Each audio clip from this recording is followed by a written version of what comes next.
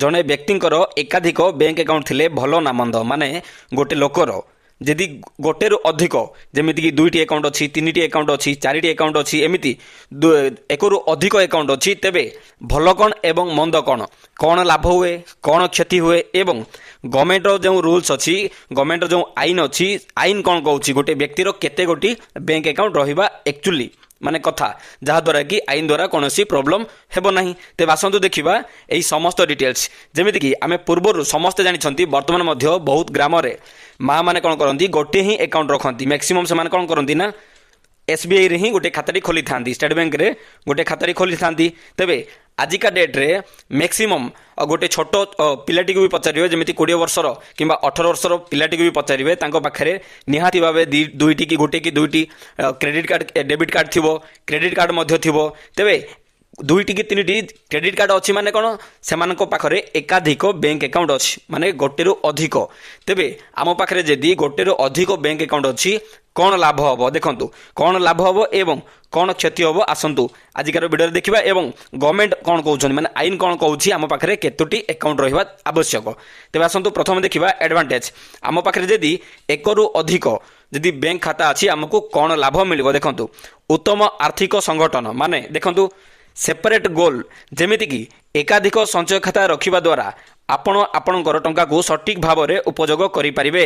ଅର୍ଥାତ୍ ଆପଣଙ୍କର ସମ୍ପୂର୍ଣ୍ଣ ଅର୍ଥର କିଛି ପରିମାଣ ନିଜ ଘର ଭଡ଼ା, ସଉଦା, ଆୟକର, ଅନ୍ୟାନ୍ୟ ଦୈନନ୍ଦିନ ଖର୍ଚ୍ଚ କିମ୍ବା ସଞ୍ଚୟ ପାଇଁ ଅଲଗା ଅଲଗା ଆପଣମାନେ ଟଙ୍କା ରଖିପାରିବେ। ଯେମିତିକି ଯଦି ଆମ ପାଖରେ ଗୋଟେ ଆକାଉଣ୍ଟ ଅଛି, ଗୋଟେ ଆକାଉଣ୍ଟରେ କ'ଣ କରିବା, ଆମେ ସେଇ ଆକାଉଣ୍ଟରୁ କ'ଣ କରିବା, ଆମର ଘର ଭଡ଼ା ଦେବା, ଆମର କିଛି ସଞ୍ଚୟ ଥିବ ସଞ୍ଚୟ ଦେବା, କିଛି EMI କଟିବାର ଅଛି, ସେଇ ଆକାଉଣ୍ଟରୁ EMI କଟିବ। ତେବେ ଆମର କ'ଣ ହେବ, ମାସ ଶେଷରେ ଆମର ପଇସା ମନେକର ଆମର ମନ୍ଥଲି 15,000 ଟଙ୍କା ପେମେଣ୍ଟ ଆସୁଛି, ତ 15,000 ଆସିଲା, ମାସ ଲାଷ୍ଟରେ 15,000 ଆମର ପଳେଇଲା, ବାଲାନ୍ସ କ'ଣ ହେବ ନା ବାଲାନ୍ସ ପୁରା ଜିରୋ ହୋଇଯିବ। ଯଦି ଆପଣମାନେ ଅଲଗା ଅଲଗା ମାନେ 2ଟା ଖାତା ରଖିଥିବେ, ଦେଖନ୍ତୁ 2ଟି ଖାତା ରଖିଥିବେ, ତେବେ ଗୋଟେ ଖାତାରେ ଆପଣଙ୍କର ସାଲାରୀ ଆସିଲା ଏବଂ ଆଉ ଗୋଟେ ଖାତାରେ ଆପଣଙ୍କର ଯାହା ସଞ୍ଚୟ କରିବା ପାଇଁ ଚାହୁଁଛନ୍ତି ଆପଣ ସଞ୍ଚୟ କରି ରଖିପାରିବେ। ଆପଣଙ୍କର 15,000 ଆସିଲା କିମ୍ବା ଆପଣଙ୍କ ପାଖରେ 15,000 ଟଙ୍କା ଏଇ ମାସରେ ମିଳିଛି, ତେବେ ସେଥିରୁ ଯଦି ଆପଣ 2,000 ଟଙ୍କା ଏଇ ଖାତାରେ ରଖିଦେଉଛନ୍ତି ଏବଂ ଏଇ ଖାତାର ଆପଣମାନେ ନା ATM ରଖୁଛନ୍ତି, ନା ନେଟ୍ ବ୍ୟାଙ୍କିଂ, ନା UPI କିଛି ବ୍ୟବହାର କରୁଛନ୍ତି, ଆପଣମାନେ ଯାହା ବି ଟ୍ରାଞ୍ଜାକ୍ସନ୍ କରିବେ এই স্যালারি আকাউন্টরে ହିଁ ট্রানজাকশন করবে। তেবে কোণ হল আপনার এই 2,000 টঙ্কা এই মাসে ব্যালেন্স হয়ে রহিগলা। বুঝিপারে আপনার অলগা অলগা কাম আপন মানে যেমি গোটে 2টি 3টি 4টি এমিতি আকাউন্ট খোলি পারিবে। আউ কোণ লাভ মিলব দেখুন, আপন মানে ট্রাকিং করে এদ্বারা আপনার যদি অলগা অলগা আকাউন্ট থিব, অলগা অলগা আকাউন্টে অলগা অলগা খরচ করুবে, তেবে আপন মানে সহজে ট্রাকিং করে কেতে আপনার এই ব্যালেন্স অছি, ব্যালেন্স হয়েছি, সঞ্চয় হয়েছি এবং আপন মানে কেতে টোটাল এ মাসে খরচ করেছেন, কেতে খরচ করেছেন তাহা মধ্যে আপন মানে ট্রাক করে পারিবে। এসহ আউ গোটে ইম্পর্টেন্ট হচ্ছে গোপনীয়তা, মানে আপন যদি କିଛି ଟଙ୍କା ସଞ୍ଚୟ ରଖିବା ପାଇଁ ଚାହୁଁଛନ୍ତି ବ୍ୟକ୍ତିଗତ ଭାବେ, ତେବେ ବହୁତ ଲୋକ ଆପଣମାନେ ଜାଣିଥିବେ ଗ୍ରାମରେ କିମ୍ବା ସହରରେ ମଧ୍ୟ ସେମାନେ ପୋଷ୍ଟ ଅଫିସରେ ଗୋଟେ ଆକାଉଣ୍ଟଟି ଖୋଲିଥାନ୍ତି। ସେଇ ଆକାଉଣ୍ଟ ହେଉଛି ଦେଖନ୍ତୁ, ସେଇଟା ହିଁ ହେଉଛି ଏକାଧିକ। ଆପଣଙ୍କର ଗୋଟେ SBI ଅଛି, ସେଇଟା ଆପଣ ରନିଂ ପାଇଁ ୟୁଜ୍ କରୁଛନ୍ତି, ପୋଷ୍ଟ ଅଫିସ୍ ଅଛି ଆପଣ ସେଇଟା ସଞ୍ଚୟ ପାଇଁ ୟୁଜ୍ କରୁଛନ୍ତି। ତେବେ ଦେଖନ୍ତୁ, ଆମେ ଯଦି ପୋଷ୍ଟ ଅଫିସରେ ଗୋଟେ ଖାତାଟି ଖୋଲି ସେଥିରେ ଯଦି ଆମେ ପଇସା ରଖିବା, ପୋଷ୍ଟ ଅଫିସରେ କ'ଣ ସିଷ୍ଟମ୍, ଆପଣ ୱାନ୍ସ ପଇସା ପକାଇଦେଲା ପରେ ଆପଣଙ୍କୁ ବାହାର କରିବା ପାଇଁ ଆଉ ଥରେ ପୋଷ୍ଟ ଅଫିସକୁ ହିଁ ଯିବାକୁ ପଡ଼ିବ। ଏବେ ତାର ଡେବିଟ୍ କାର୍ଡ଼ ଆସିଲାଣି, ଆପଣମାନେ ଯଦି ଡେବିଟ୍ କାର୍ଡ଼ ବି ବ୍ୟବହାର କରିବେନି, ତେବେ ଏଇଭଳି ଭାବେ ଆପଣମାନେ ନିଜର କିଛି ସଞ୍ଚୟ ଆପଣ ଯଦି କରିବା ପାଇଁ ଚାହୁଁଛନ୍ତି, ଏଇଭଳି ଏକାଧିକ ଖାତା କରିବା ଦ୍ୱାରା ଆପଣ ସଞ୍ଚୟ କରିପାରିବେ। ବୁଝିପାରିଲେ? ତେବେ ଦେଖନ୍ତୁ ଆଉ କ'ଣ ଆଡଭାଣ୍ଟେଜ ଆସିବ, ଆର୍ଥିକ ସୁବିଧା ଦେଖନ୍ତୁ, ଆପଣଙ୍କର ଯଦି ଗୋଟେରୁ ଅଧିକ ବ୍ୟାଙ୍କ ଆକାଉଣ୍ଟ ଅଛି, ତେବେ ଆପଣଙ୍କୁ ସୁଧ ସର୍ବାଧିକ ମିଳିବ। କେମିତି ମିଳିବ ଦେଖନ୍ତୁ, ଆପଣଙ୍କ ପାଖରେ ଗୋଟେ SBIର ଆକାଉଣ୍ଟ ଅଛି, गोटे ICICर अकाउंट अच्छी, एक्सिस्र अकाउंट अच्छी, पोस्टाल अकाउंट अच्छी।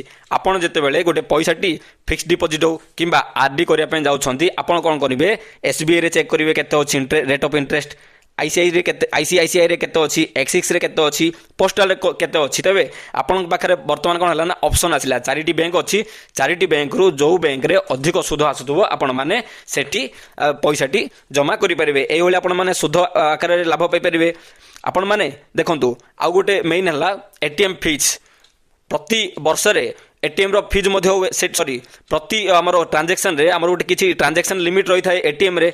जदि आमर गोटे 2टी ATM अच्छी, आम कौन करवा, यही ATM रे 50% उठेवा, ଏବଂ ଏହି ଏଟିଏମ୍ରେ 50% ଉଠାଇବା ମାନେ ଏଥିରେ 4 ଥର ଉଠାଇବା ଏଥିରେ 4 ଥର ଉଠାଇବା। ତେବେ ଆମର ଯେଉଁ ଲିମିଟ୍ ଏଟିଏମ୍ର ଯେଉଁ ଲିମିଟ୍ ଟ୍ରାଞ୍ଜାକ୍ସନ୍ ଅଛି ତାଠୁ ଅଧିକ ଉଠାଇଲେ ଆମକୁ ମାନେ ପଇସା ଦେବାକୁ ପଡ଼ୁଛି। ଏଥିରେ ଆଉ ତାହା ଆବଶ୍ୟକ ପଡ଼ିବ ନାହିଁ ଯଦି ଆପଣଙ୍କର 2ଟି ଏଟିଏମ୍ କାର୍ଡ଼ ଅଛି। ଏବଂ ଯଦି ଆପଣଙ୍କୁ କେତେବେଳେ ସଡନଲି ଅଧିକ କ୍ୟାସ୍ ଆବଶ୍ୟକ ପଡ଼ିବ, ଆପଣମାନଙ୍କ ଯଦି 2ଟି ଆକାଉଣ୍ଟ ଅଛି, ଆପଣମାନେ ଆମେ କ'ଣ କରନ୍ତି ଯଦି ଗୋଟେ ଆକାଉଣ୍ଟ ଅଛି କେଉଁ ସାଙ୍ଗ ହେଉ କେଉଁ ପଡ଼ିଶା ହେଉ ତାଙ୍କୁ ପଠାନ୍ତି କିମ୍ବା ବ୍ୟାଙ୍କକୁ ଯାଇ ଆମେ ପଇସାଟି ଉଠାଇଥାନ୍ତି। କିନ୍ତୁ ଯଦି ଆପଣଙ୍କ ପାଖରେ 2ଟି କିମ୍ବା 3ଟି ଏଟିଏମ୍ ଅଛି ଆପଣମାନେ ସହଜରେ ପଇସା ଉଠାଇ ପାରିବେ ୱିଥାଉଟ୍ ଏନି ଏକ୍ସଟ୍ରା କଷ୍ଟରେ। ବୁଝିପାରିଲେ? ଆଉ ଗୋଟେ ହେଲା ଅଫର୍। ଦେଖନ୍ତୁ ଅଫର୍ ଗୁଡ଼ିକର ସୁଯୋଗ ମଧ୍ୟ ଆପଣମାନେ ନେଇପାରିବେ।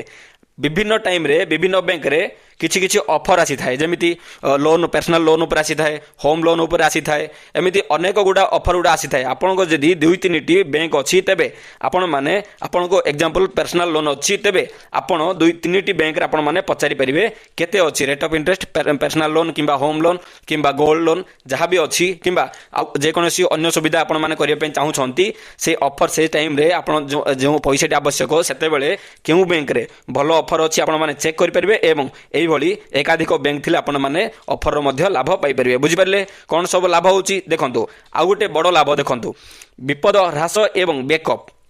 ଯେତେବେଳେ ଆପଣମାନେ ଦେଖିଥିବେ ସୁଭଦ୍ରା ଯୋଜନାରେ ବହୁତ ମା ଭଉଣୀମାନଙ୍କର ଗୋଟେ କିସ୍ତି ଆସିଥିବ, 2 ନମ୍ବର କିସ୍ତି ଆସିନଥିବ। କାହିଁକି ଆସିନଥିବ? ତାଙ୍କର କିଛି ବ୍ୟାଙ୍କରେ ପ୍ରୋବ୍ଲେମ୍ ଥିବ କିମ୍ବା ଅନ୍ୟ କୌଣସି ଆପଣଙ୍କ ଯେଉଁ ଯୋଜନା ଅଛି ଗୋଟେ ଟାଇମ୍ ଆସିଥିଲା 2 ଥର ଆସିଥିଲା 3 ନମ୍ବର ଥର ଆସିନଥିବ। ସେଥିରେ କ'ଣ ହେଇଥିବ ଆପଣଙ୍କର ବ୍ୟାଙ୍କରେ ହେଲେ ତ ଆପଣ କିଛି ଦିନ ପରେ ତାର କିଛି KYC ପ୍ରୋବ୍ଲେମ୍ ଥିବ, ବ୍ୟାଙ୍କ ଆପଣଙ୍କ ଆକାଉଣ୍ଟଟା ଫ୍ରିଜ୍ ହେଇଯାଇଥିବ।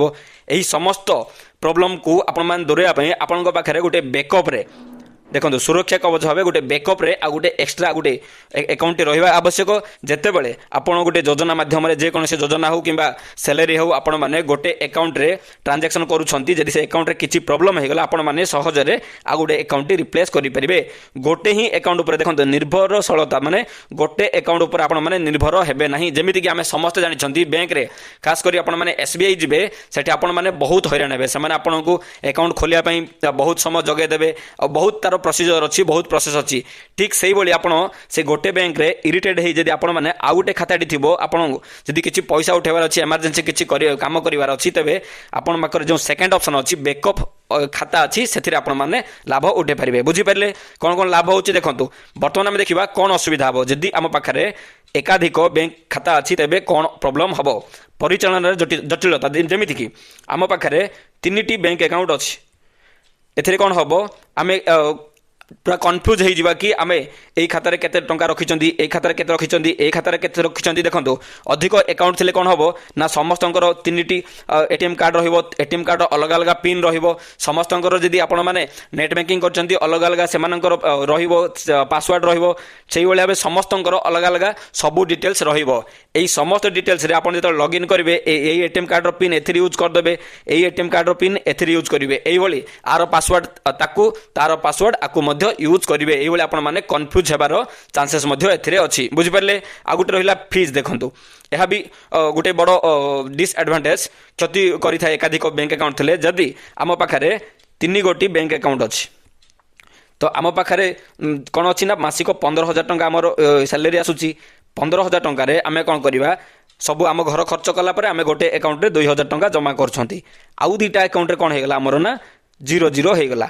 ଏହି କେସ୍ରେ କ'ଣ ହେବ ଆମେ ଯଦି କଣ୍ଟିନ୍ୟୁ এইভাবে 0 ରଖିବା ଆମକୁ ମିନିମମ୍ ବାଲାନ୍ସ ଯଦି ଆମେ ରଖିବାନି ଆମକୁ ବ୍ୟାଙ୍କ ଦ୍ୱାରା ଗୋଟେ ନୋଟିଫିକେସନ୍ ଆସିବ ଏବଂ ମିନିମମ୍ ବାଲାନ୍ସ ଆମେ ମେଣ୍ଟେନ୍ କରୁନାହାନ୍ତି ବୋଲି ଆମକୁ ଏକ୍ସଟ୍ରା ଚାର୍ଜେସ୍ ଦେବାକୁ ପଡ଼ିବ। ବୁଝିପାରିଲେ?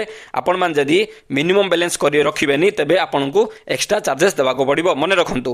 ଆଉ ଗୋଟେ କ'ଣ ରହିବ ନା ନିଷ୍କ୍ରିୟତା। ଦେଖନ୍ତୁ ଆପଣମାନେ এইভাবে ଭାବେ ଯଦି ଗୋଟେ କିମ୍ବା 2ଟି ବ୍ୟାଙ୍କକୁ ୟୁଟିଲାଇଜ୍ କରିବେ ତେବେ 3 ନମ୍ବର ବ୍ୟାଙ୍କକୁ ଯଦି ଆପଣ ୟୁଜ୍ କରିବେନି କିଛି ପଇସା ପ୍ରୋବ୍ଲେମ୍ ଅଛି କିମ୍ବା ଯେକୌଣସି ଗୋଟେ କାରଣ ପାଇଁ ତେବେ ଏହି ଖାତାଟି ନିଷ୍କ୍ରିୟତା ହେଇଯିବ। ମାନେ ସେଇ ଖାତାଟି ଆଉ ୟୁଜ୍ ହେବନି। ଯଦି 6 ମାସ ଏମିତି ୟୁଜ୍ କରୁନାହାନ୍ତି ତାକୁ ସେମାନେ ଫ୍ରିଜ୍ କରିଦେବେ ଏବଂ ବର୍ଷେ ଏମିତି ହେଇଯାଉଛି ତେବେ ତାକୁ ସେମାନେ କମ୍ପ୍ଲିଟଲି ହୋଲ୍ଡ କରିଦେବେ। ବୁଝିପାରିଲେ? ଆଉ ଗୋଟେ କ'ଣ ହେବ ନା ଅଧିକ ଖର୍ଚ୍ଚ ହେବ। ଦେଖନ୍ତୁ ଯେମିତିକି ବହୁତ ଲୋକମାନେ କ'ଣ ଭାବନ୍ତି ତାଙ୍କର 3ଟି ବ୍ୟାଙ୍କ ଆକାଉଣ୍ଟ ଅଛି। ବୁଝିଲା? 1 2 3 ସେମାନେ 3ଟି ବ୍ୟାଙ୍କରେ କିଛି କିଛି ଟଙ୍କା ରଖିଦେଇଛନ୍ତି। ତେବେ ଯେତେବେଳେ ତାଙ୍କୁ କିଛି ପଇସା ଆବଶ୍ୟକ ପଡ଼ିବ ସେମାନେ କ'ଣ କରିବେ, ସେମାନେ ମନରେ ଭାବିବେ ମୋର 3ଟି ଆକାଉଣ୍ଟରେ ପଇସା ଅଛି, ସେମାନେ ଗୋଟେ ଆକାଉଣ୍ଟରେ ଖର୍ଚ୍ଚ କରିଦେବେ, 2ଟି ଆକାଉଣ୍ଟରେ ଖର୍ଚ୍ଚ କରିଦେବେ, ସେମାନଙ୍କ ମନରେ ଥିବ ସେମାନଙ୍କର 3 ଗୋଟି ଆକାଉଣ୍ଟରେ ପଇସା ଅଛି। ଠିକ୍ ସେଇଭଳି ଭାବେ 3 ନମ୍ବର ଆକାଉଣ୍ଟରେ ମଧ୍ୟ ପଇସାଟି ସେମାନଙ୍କର ଖାଲି ହେଇଯିବ, କିନ୍ତୁ ତାଙ୍କ ମନରେ ଥିବ ତାଙ୍କର ଅନ୍ୟ 2ଟି ଆକାଉଣ୍ଟରେ ପଇସା ଅଛି। ଏଇଭଳି ଯଦି ଆପଣମାନେ ଅଧିକ ଆକାଉଣ୍ଟରେ ପଇସା ରଖୁଛନ୍ତି ଆପଣଙ୍କ ମନରେ ଗୋଟେ ଭୁଲ ଧାରଣା ଆସିପାରେ କି ଆପଣଙ୍କର ସମସ୍ତ ଆକାଉଣ୍ଟରେ ଅଧିକ ଟଙ୍କା ଅଛି। ବୁଝିପାରିଲେ? ତେବେ ଆସନ୍ତୁ ଆମେ ବର୍ତ୍ତମାନ ଦେଖିବା ଆଇନ କ'ଣ କହୁଛି, ଗୋଟେ ବ୍ୟକ୍ତିଙ୍କ ପାଖରେ କେତେ ଗୋଟି ବ୍ୟାଙ୍କ ଖାତା ରହିବା ଆବଶ୍ୟକ। ମାନେ ଗଭର୍ଣ୍ଣମେଣ୍ଟ କ'ଣ କହୁଛନ୍ତି ଦେଖନ୍ତୁ, କୌଣସି ଆଇନଗତ ସୀମା ନାହିଁ, ମାନେ ଗୋଟେ ଲୋକ ତାଙ୍କର ଯେତେଟା ବି କରିପାରିବେ, ମାନେ ଏକାଧିକ ବ୍ୟାଙ୍କ ଆକାଉଣ୍ଟ କରିପାରିବେ, ଏଥିରେ କୌଣସି ସୀମା ନାହିଁ, ଏଥିରେ କିଛି ଲିମିଟ୍ ନାହିଁ, ଗୋଟେ ବ୍ୟକ୍ତି କେତେ ଗୋଟି ଆକାଉଣ୍ଟ ଖୋଲିପାରିବେ। ବୁଝିପାରିଲେ? ତେବେ ଆପଣ ଆମେ କେତେ ଆକାଉଣ୍ଟ ରଖିବା ଆବଶ୍ୟକ, ଆକ୍ଚୁଆଲି ଗୋଟେ ବ୍ୟକ୍ତିକୁ କେତେ ମାନେ ରିଫେର କରାଯାଉଛି, କେତେଟା ଆକାଉଣ୍ଟ ରଖିଲେ ସେ ସୁରକ୍ଷିତ ସମସ୍ତ ଟ୍ରାଞ୍ଜାକ୍ସନ୍ କରିପାରିବେ। ସେମାନେ ଅତି କମ୍ରେ ଗୋଟେ ବ୍ୟକ୍ତି 2ଟି ବ୍ୟାଙ୍କ ଆକାଉଣ୍ଟ ରଖିବା ଆବଶ୍ୟକ। ଯଦି ଗୋଟେରେ କିଛି ପ୍ରୋବ୍ଲେମ୍ ହେଉଛି ସେମାନେ ଆଉ ଗୋଟେ ବ୍ୟାଙ୍କରେ ଟ୍ରାଞ୍ଜାକ୍ସନ୍ କରିପାରିବେ, କିମ୍ବା ସର୍ବାଧିକ ସେମାନେ 4ଟି ମଧ୍ୟ ରଖିପାରିବେ। ସର୍ବାଧିକ ସେମାନେ ଅନଲିମିଟେଡ୍ ଯେତେ ବ୍ୟାଙ୍କ ଅଛି ସେତେ ଆକାଉଣ୍ଟ ରଖିପାରିବେ, କିଛି ପ୍ରୋବ୍ଲେମ୍ ନାହିଁ, କିନ୍ତୁ ମିନିମମ୍ ଆପଣମାନେ 2ଟି ଆକାଉଣ୍ଟ ରଖିବା ପାଇଁ ଚେଷ୍ଟା କରନ୍ତୁ। ବୁଝିପାରିଲେ ସାଙ୍ଗମାନେ? ତେବେ এইভাবে ଆପଣମାନେ ନିଜର ଯେଉଁ ଗୋଟେ ବ୍ୟାଙ୍କ ଆକାଉଣ୍ଟ ଯଦି ଆପଣମାନଙ୍କର ଅଛି କିମ୍ବା 2ଟି ଅଛି, ତେବେ ଆପଣମାନେ ଗୋଟେ ବ୍ୟାଙ୍କ ଆକାଉଣ୍ଟରେ ଯଦି ରଖୁଛନ୍ତି ଟ୍ରାଞ୍ଜାକ୍ସନ୍ କରୁଛନ୍ତି, ସେଥିରେ ଆପଣଙ୍କୁ କିଛି କ୍ଷତି ମଧ୍ୟ ହୋଇପାରେ ସରକାରୀ ଯୋଜନାରେ କିମ୍ବା ଯେକୌଣସି ଅନ୍ୟ ଯୋଜନା ମାଧ୍ୟମରେ। ଏବଂ ଏକାଧିକ ଯଦି ଆକାଉଣ୍ଟ ନମ୍ବର ରଖୁଛନ୍ତି, ଗୋଟେରେ ଅଧିକ ରଖୁଛନ୍ତି, এইଭଳି ସମସ୍ତ ଡିଟେଲ୍ସ ମାନେ ଆପଣମାନେ ଲାଭ ଉଠାଇ ପାରିବେ, ଯେମିତିକି ଆପଣମାନେ କିଛି ଗୋପନୀୟତାରେ ପଇସା ଟିକେ ସଞ୍ଚୟ ମଧ୍ୟ କରିପାରିବେ। ତ ଦର୍ଶକ ବନ୍ଧୁ, ଆଶା କରୁଛି ଆଜିକାର ଇନଫର୍ମେସନଟି ଆପଣମାନଙ୍କୁ ଭଲ ଲାଗିଥିବ। ଯଦି ଭଲ ଲାଗିଥିବ ପ୍ଲିଜ୍ ଗୋଟେ ଲାଇକ୍ କରନ୍ତୁ, ସେୟାର କରନ୍ତୁ, ସବସ୍କ୍ରାଇବ୍ କରନ୍ତୁ। এইଭଳି ନୂଆ ନୂଆ ଅପଡେଟ୍ ଆମ ଚ୍ୟାନେଲରେ ଡେଲି ପାଇବା ପାଇଁ। ନମସ୍କାର, ଧନ୍ୟବାଦ, ଜୟ ଜଗନ୍ନାଥ।